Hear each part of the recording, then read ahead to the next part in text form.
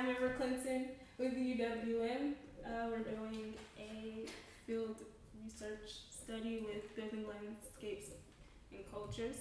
I just wanted to go over the consent. There are no risks, there are no benefits, and whatever you say is not confidential. Are you aware of these terms? Yes. Great. May you say your name, spellage? Shannon Pulliam. SHANNON. P as in Peter. ULLIAM as in Mary. Thank you. Okay, tell me a little bit about yourself. I like cheese. I don't know what to say about myself. Okay, so where are you from? Milwaukee. How many siblings do you have? 8. That's great. I come from a big family as well. Tell me your first memory of working with housing. I was sitting in an office for 8 hours doing nothing. That's my first memory. It wasn't real entertaining. Okay, so well, tell me your role with X and why you do that. Let's see, what is my role? Can you edit it? Oh, okay. So, well, I'm a rehab coordinator, but we're called rehab counselors. A lot of people get us confused with AODA assessors, which is kind of funny because they ask us to help out their kids. That's actually hilarious. I don't know why you're not laughing at that. So what we do is we help coordinate the work on homes for people with financial limitations. They generally get the homes for $3,500, and we coordinate and delegate a lot of the work that happens in their homes to keep the houses code compliant, safe, and so they can occupy them. I didn't know what word to use. Occupiable? Occupiable. Occupiably. There we go. That's not a word, but. Well, previously you mentioned about financial limits. Can you explain that a little bit more? Financial limitations. People who have financial limitations can't purchase a home and do all of the rehab.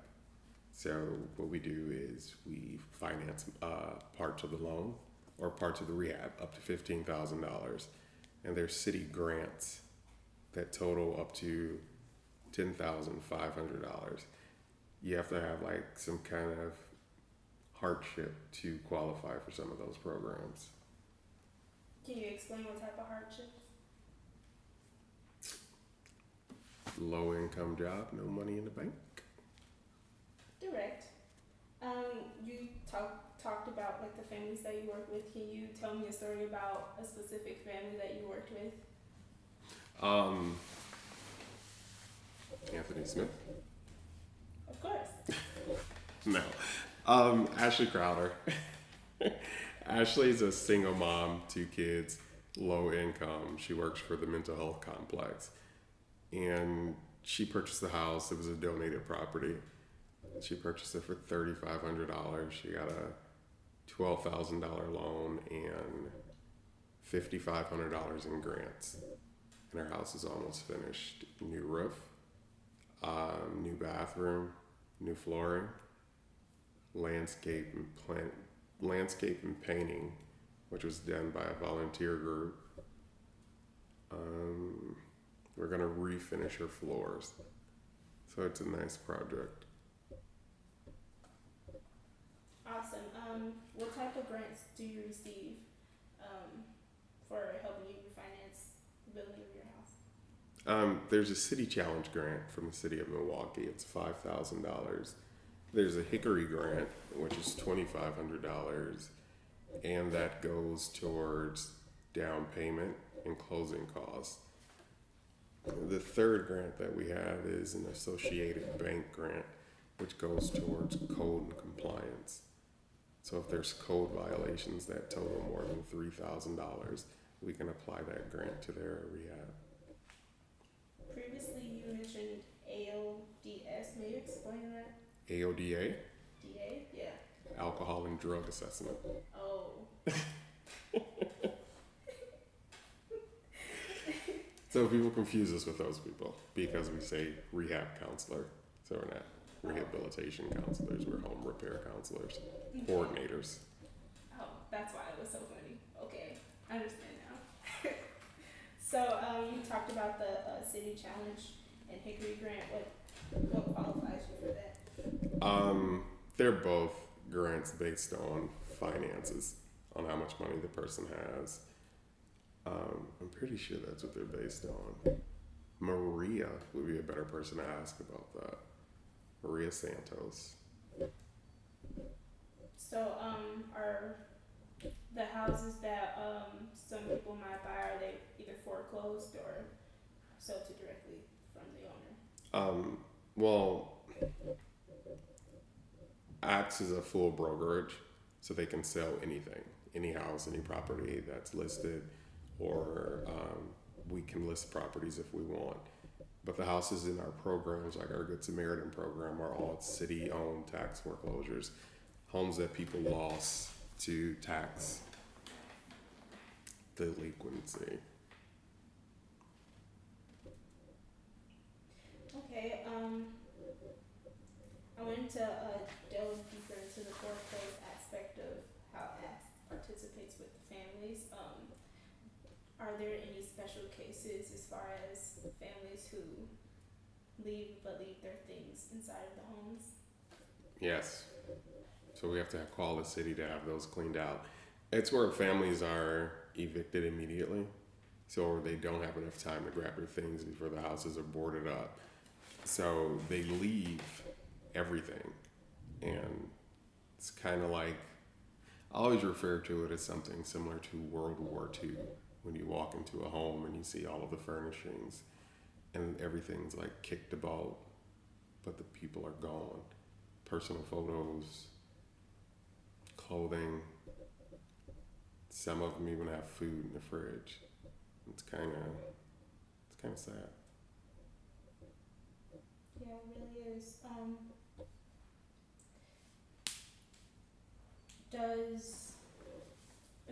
Do all the families get evicted immediately, or is there like a waiting or process thing before warning? Eviction usually happens when a person has failure to pay taxes, or there's code violations in the house which get put on the taxes. So when they fail to pay those things, there's a process that goes through where they have to go to court and everything. After all of that is exhausted and there's no more court dates or things like that, and the conviction has been, or the, what do you call, the decision has been made by the judge for them to vacate the premises, they're given 5 to 7 days to leave. Some people just don't leave. Then it gets boarded up. So with the belongings that are left behind, is there an opportunity to relocate the valuables or the things with the families that were evicted, or? No one takes that initiative to do that. It's usually just thrown in the dump. Would you take that initiative? If I had the time, resources, yeah. That's cool. And then I wanted to talk a little bit more about the community aspect of the foreclosed homes. Do you feel that the community feels the brunt of a foreclosed home? The community is always affected the most by foreclosures and homes that are repossessed and abandoned and closed off. Suburban communities have so many houses with high value, and they're desired areas where those resources or tax incomes help the community, they help the schools, they help the neighborhood, the streets, higher police and fire protection. In the inner city where these houses are being lost, there's a high crime rate because you have abandoned buildings that attract crime. Then you don't have the tax income, and the schools suffer, the neighborhoods suffer. Like things as simple as cut grass in parks. It all just makes everything look bad. If you could visualize a community where eviction happens the most, what dream would you have for that community? To turn it into a suburban community with no evictions and a self-sustaining community where everything's possible. May you go deeper into what you mean by suburban and self-sustaining? Well, I grew up in these communities where there's just a bunch of hardship, like with a bunch of kids who don't have parents or only have one parent. I was fortunate to have both, so I know what it's like to live in a better household. So we see the neighborhoods where you have the schools that suffer for lack of funding and resources. In an ideal world, that wouldn't exist. So if I was able to combat that, it would be to eliminate all of those stresses on the neighborhood. How do you think eliminating those aspects will help the community? To eliminate those things, it would eliminate poverty. I personally believe that to attack poverty, you need to offer programs and things like that, or programs and outreach programs and opportunities to people who don't have them or who can't regularly just get into those programs. So with the home ownership programs, we get people those tax revenues offer more opportunities. Does that make sense? Yes, that makes a lot of sense. I was just thinking about how you talked about the suburban self-sustaining and how some of the evicted houses look like World War II, and that I just wanted to connect how you would define like suburban and how is it not synonymous to poverty. I just really want to get a clear understanding. I think I Well, understand. as far as the difference between the suburban neighborhoods and our inner city neighborhoods, and how the inner city neighborhoods aren't capable of what the suburban neighborhoods are capable of? Is that what you want to know the difference between? Okay, so I want to know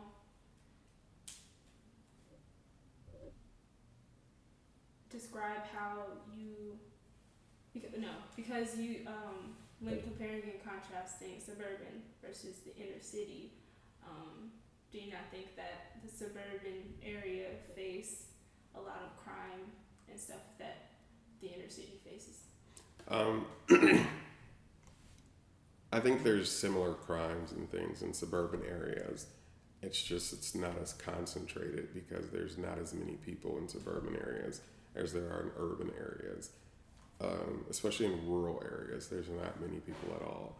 So the suburban areas, you have nicer homes, which are probably more likely to be broken into and burglared, or what do you say? Burglarized. There we go. That word. So suburban homes are more likely to be burglarized as far as compared to inner city homes that don't really have anything.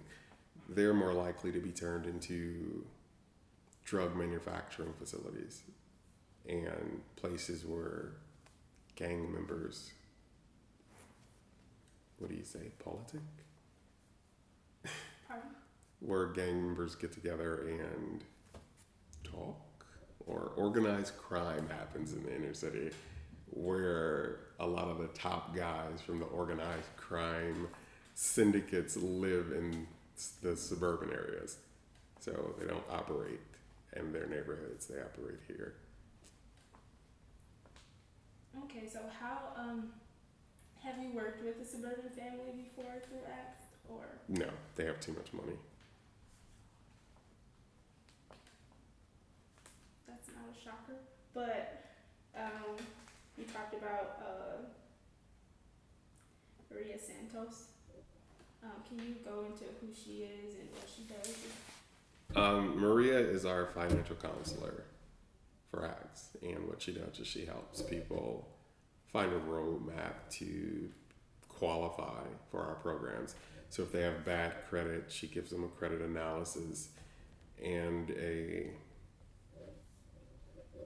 kind of a roadmap like thing to improve their credit so they can move from the step that they're in to the next step so they can purchase the homes and have us fix them. So Maria's like a really key player in what we do. How has your role been introduced into the steps that Maria took? Well, Maria's the first person that the people should see. Pretty much if someone asks me about ACTS, I can introduce them to Maria. But other than that, she's the number one person. And if the people can't get past her, I can't help them. Oh, so what's your number in order? She's number one and you're number 3. And what do you do? How do you help the families? Your role number. So as a coordinator, my job is to make sure the families get the best deal and best prices from contractors. I'm the mediator between them and the contractor to ensure that they're not being cheated, that they're not being taken advantage of, and to make sure that the jobs are being done well. I have contractor experience, so that leads well to what they need. And I can also teach the family how to do certain things if they're interested in it. Can you go into what you mean about those certain things you teach them? Mostly because we don't want any liability cases. We generally try to stick to painting, maybe laying some tile, but we don't go into electrical and plumbing. You can teach them landscaping, some carpentry and things like that. Why do you not go into the electrical and plumbing? Because they can kill themselves. It's electrical. Oh, I heard that in order for the residents, when they buy a house, they're allowed to work on things that doesn't require a license or registration Permit. or permit.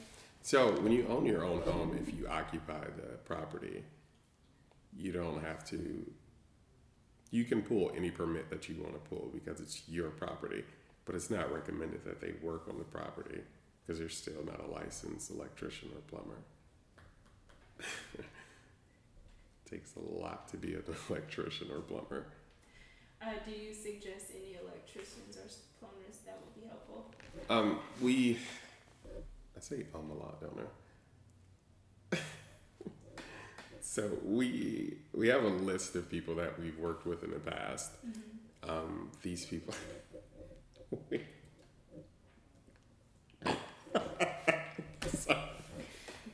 So we introduce the people to the electricians or whatever, to our contractors. We have a list of contractors that we work with.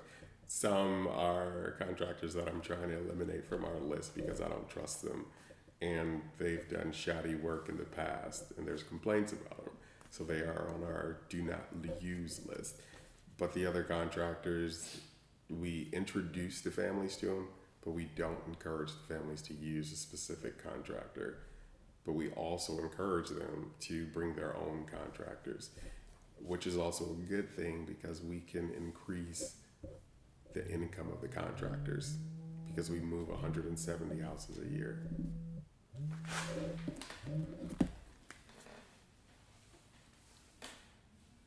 So you went, just to take it back a little bit, you explained how you all volunteered to paint houses and stuff. Do you get any outside volunteers? Yes, Wells Fargo gives us $2,000 to contribute to a family's rehab, and they send over a group of volunteers to help do the work.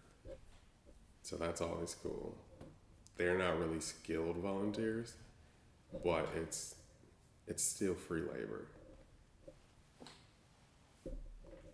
Okay, does your desire to help families purchase homes within the community connect with you in any type of way when you're younger? I grew up in some of the neighborhoods, so one of the houses that I'm working on now is maybe 3 blocks away from where I grew up. And it's actually pretty funny to see that this house that used to be nice is kind of trashy. And I get to see what it looks like in the future when it's repaired. So that's cool. How would you compare where you used to live to where you live now, as far as the neighborhoods? Oh, that's a huge difference. I live in St. Joseph's, the neighborhood close to St. Joseph's Hospital. There's a lot of diversity when it comes to people, and I grew up in a predominantly black neighborhood, so it's kind of a shock to see so many non-black people in an area that I always thought was an all-black neighborhood. So it's it's kind of nice to see the diversity.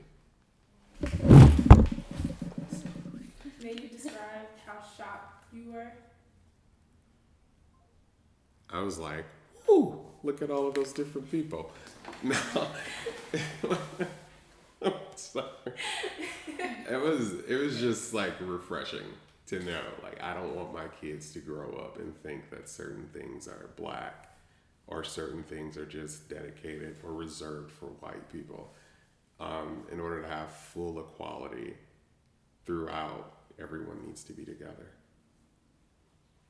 And you talked about your children.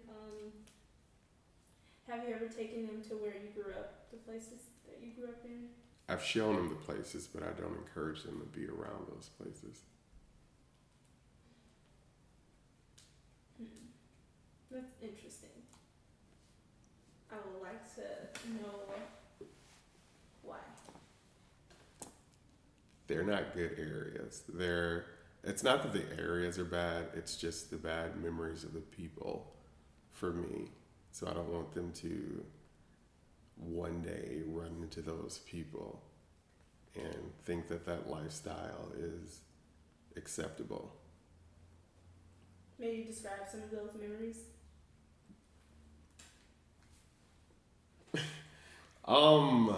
Yeah, some of those memories. Like,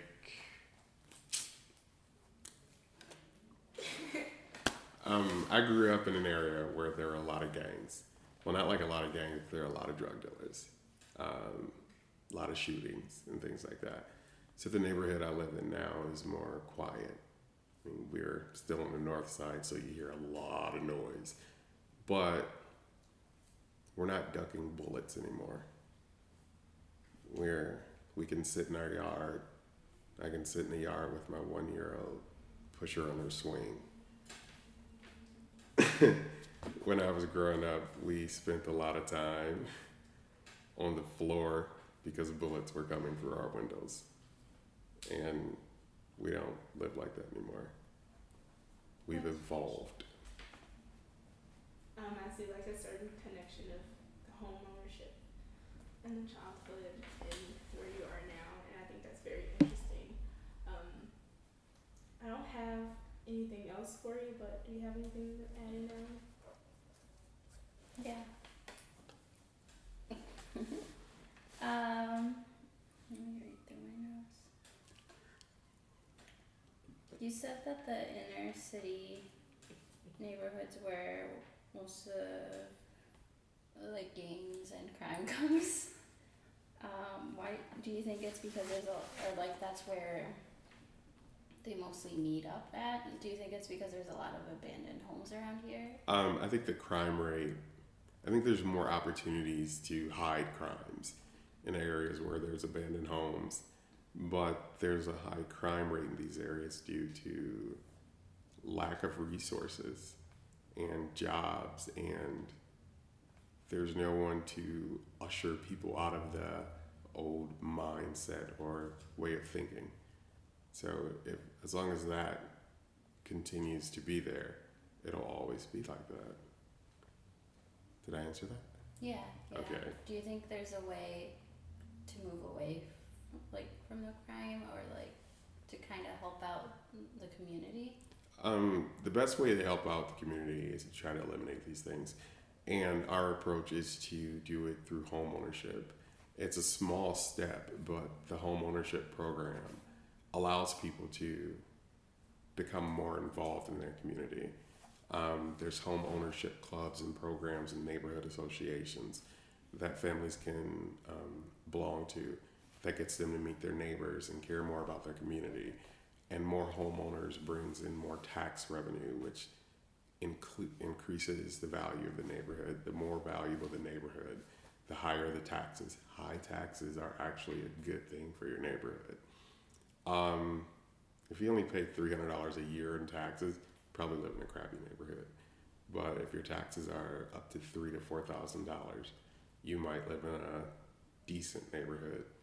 So the more homeowners are in a neighborhood, the more valuable the neighborhood becomes. Okay. You said that there was a couple of steps for the acts process. First, they have to go to Maria Santos, and then you were the third one. What's the second? The second one would be meeting with a realtor. So Maria gets you financially qualified for the programs or for a home. The realtor shows the families what homes they want. The rehab counselors are actually working hand in hand with the realtors. So while the realtors are showing people homes, we show the people what needs to be done in these homes. Once they decide to purchase a specific home, that's when we completely take over the process. Okay.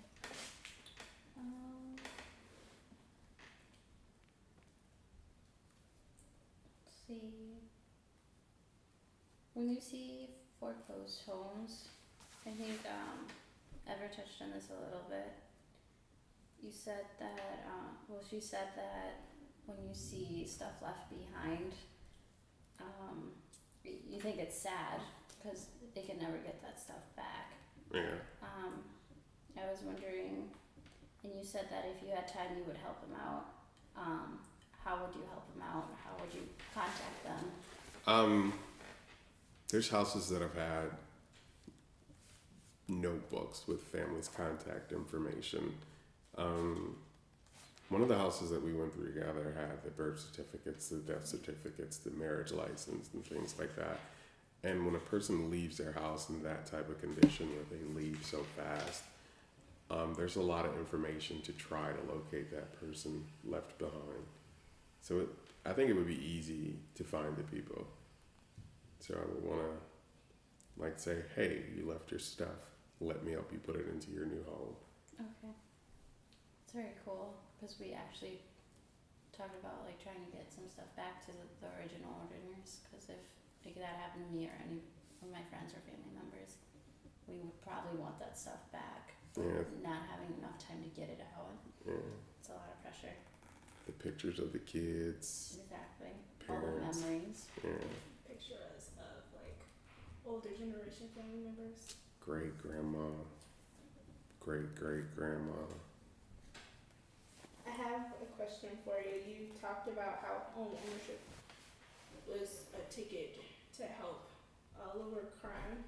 What happens to the displaced renters, or how do you think the renters play a role into a healthy neighborhood, sustainable neighborhood? We want to turn those displaced renters into homeowners. I believe anyone at any financial level can own a home in today's market, because we're selling houses we're helping people purchase homes for $3,500. Typically people are paying 30 to 40% of their income on homes that they're renting, and we can cut that down to 10 to 15%. Like you have $600 a month rent, we can cut it down to $260 a month or less. That's something to really think about. That's why I'm a little bit quiet, because I'm just thinking about everything you're saying, but I don't have any more questions for you. And if you have any more, Allie, chime in. I do. I have a couple, sorry. Could you explain your fresh memory of the neighborhood you live in now and why you moved there as comparison to your old neighborhood, your first memory? My first memory of my current neighborhood? Yeah, of your current and your old. Well, we got out of the old neighborhood because of my parents. My dad worked really hard, so he moved up. He helped my mom start her own business and stuff like that. So it was my dad that brought us from the old neighborhood. And as an adult, I just never wanted to revisit those feelings or anything like that. And the best moment about my new neighborhood, or the neighborhood that I purchased my home in, it's just quiet. It's a block that's canopied by huge trees. I have a huge fence around my yard. People hit it every summer, but it's just relaxing to be able to walk up the street with no issues. I'm the old guy that yells at kids to stay off my lawn. So that's me. How long have you lived in your current neighborhood? Since 2009. You work a lot with the community. I was wondering why you do the work that you do. I want to give back. My past isn't the best past. My brothers and I made some bad choices when we were kids. So I decided to leave the corporate world to come back to give back to the community. I left, took a 60% pay cut, more hours I put in now, jobs more demanding, people are less grateful. It's a lot of work, but I think I owe it to our community. That's very admirable. How would you define a sustainable community? A community that can take care of itself, like where the neighbors all know each other. Neighborhood schools are actually neighborhood schools and not schools where the 220 programs exist, where they bus kids in from other communities. It's where you can actually send your kids somewhere knowing that your tax dollars are actually being put to work, where police officers and firefighters are your neighbors, teachers, and you know everyone, block parties, and it's a strong homeowners association. So that's like a self-sustaining neighborhood. Okay. Would you define community engagement kind of in the same way? Yes. The last thing I have for you is, what is your dream for the community we are surrounded in now, so the Washington Park community? I didn't grow up in this area, but I like to see the area that we're currently in as an extension of downtown Milwaukee. We're so close. Like Chicago has the Mile. We should have something better. We're better than Chicago. Mm-hmm. We were supposed to be Chicago. Chicago was supposed to be Wisconsin. Yes. What other neighborhoods did you grow up in? What is it? Sherman Park? That's near Washington Park area. Yeah. That's Yeah, the but same thing. Sherman Park's a little bit better. Okay. I can't think. I'm moving to Endurance Park soon. Right now I'm in St. Joseph's. I don't move around much. I did live on the south side for a little bit. I didn't like it over there. It was a small house, so I needed something bigger. The reason I asked was because earlier you mentioned when you were talking to Ever that you grew up not around this area, but several parts of this area. So I was like, yeah. where? Well, as a kid, my dad he didn't lose his job, but he was hurt at work. He had to have back surgery, so he was off for a really long time. So we lost our home. We were evicted. almost every year for like maybe 4 or 5 years. So we moved around a lot as a kid, but as an adult, I like to stay put in places. Would you mind sharing how it felt for you to be evicted, if you wouldn't mind? Well, as a kid, I really didn't understand it. I just Yeah. thought we were cool because we got to move a lot. But after my parents explained it to me as an adult, it was kind of like heartbreaking that we didn't have our own home. And now that's what I have for my kids. They have their own home. The only way they won't live in this house is if I sell it and move into something bigger. You work with foreclosed homes. Could you share some of the success stories you've experienced with some families? Well, I've only been with the company a short while, since October, maybe September of last year. And the only successful person that I've worked with so far is Ashley Crowder. And I love her house. I love the work that she's done. Awesome.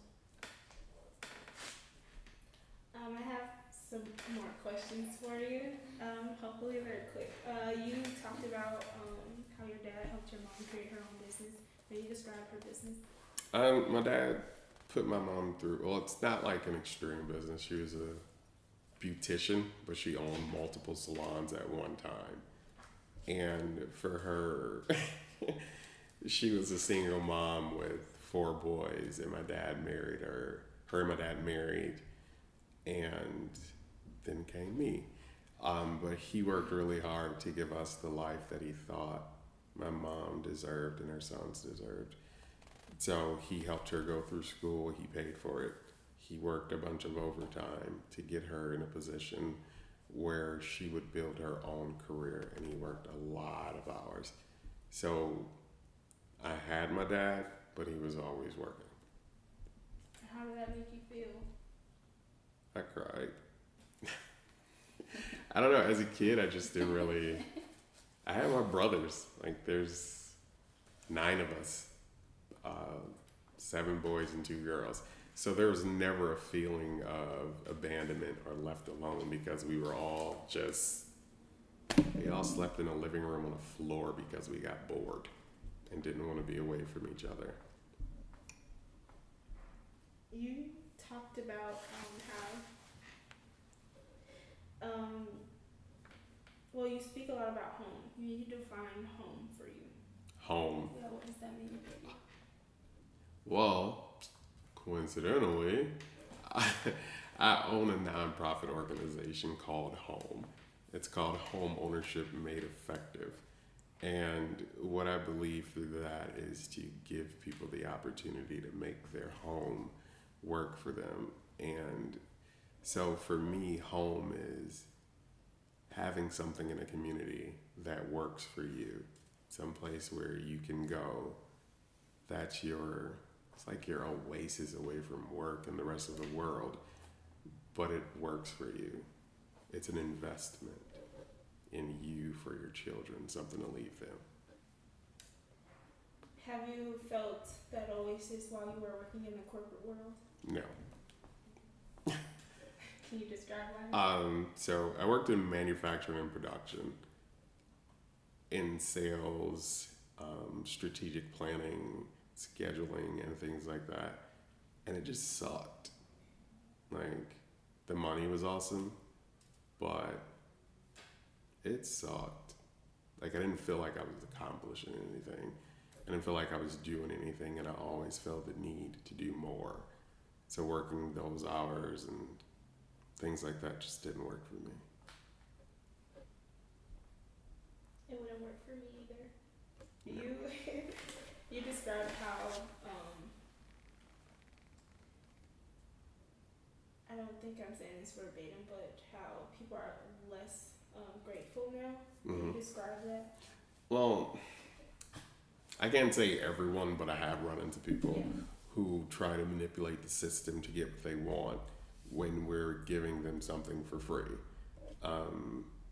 We do loan money, but we also help people get $10,500 in free money. And they're getting this money for free, but they still sometimes want to take advantage of it. It's how much more do you want for free?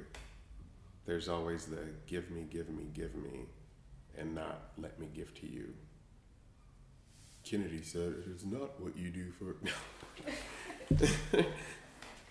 Do you think that that give me attitude play a role in why some neighborhoods don't meld together? Yeah, there's so many people that just want to take and not enough people that want to give, that it takes a hold on the community and it turns it into somewhat of a cancer cell where it just infests everything and drags everything down. Like crabs in a barrel, that one area just won't let any of the other areas improve themselves. Why do you think that they have that let me take attitude? Because no one's taught them better. No one's taught them to give and to do. It's always to take and demand. Do you mind sharing a story of how you dealt with maybe a person or a family like that? Pretty much just ignore them and just continue to finish the house. I mean, it sounds ridiculous, but just gotta let it go over your head and keep going, just to get the work done. Well, I'm gonna thank you very much for having this interview. Thank you. And yeah, I just want to thank you. I really appreciate what you do and how you do it, even though a lot of people may not see it. And I know you just came to acts and stuff like that, so I just want to say that I'm very appreciative. Thank you. I'm here all week. Woo! Are you gonna edit that out? No, I'll keep it. See, is it still going? Yeah. Shoot-a-doop.